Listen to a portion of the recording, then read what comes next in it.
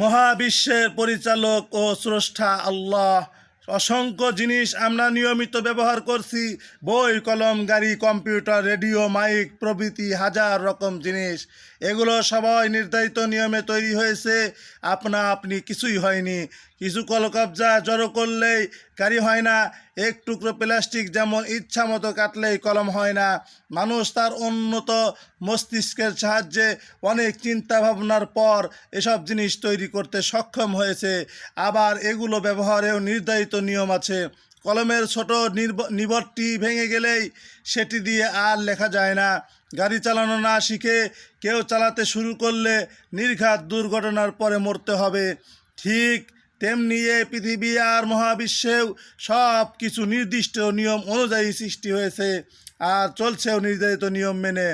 কেউ যদি বলে হঠাৎ করে পৃথিবী সৃষ্টি হয়েছে কোনো নিয়ম ছাড়াই, পাহাড়, সমুদ্র ও বন বনানী স্থাপিত হয়েছে, তাহলে তাকে নির্বোধ, বোকা, মিথ্যাবাদী ছাড়া আর কিছু বলা যায় না। তেমনি এ কথাও চরম মিথ্যা যে এ বিশ্বের কোনো কর্তা বা পরিচালক নেই। মূলত এ মহাবিশ্বের সবচেয়ে বড় সত্তা হচ্ছেন মহান আল্লাহ রব্বুল আলামিন।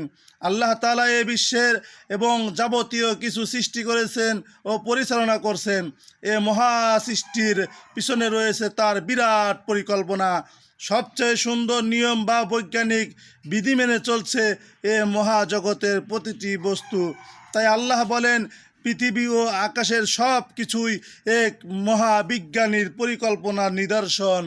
আল্লাহ রাব্বুল আলামিন কোরআনে কারিমের ভিতরে বলেন, ইন্না ফি খালকিস সামাওয়াতি ওয়াল আরদি ওয়া ইখতিলাফিল লাইলি ওয়ান নাহারি লাআয়াতিল লিউলিল আলবাব আল্লাযীনা ইয়াযকুরুনাল্লাহা কিয়ামান ওয়া qu'udan ওয়া আলা জুনুবিহিম ওয়া ইয়াতাফাক্কারুনা ফি খালকিস সামাওয়াতি ওয়াল আরদি রব্বানা মা খালাকতা হাযা বাতিলা সুবহানাকা ফাকিনা আযাবান নার।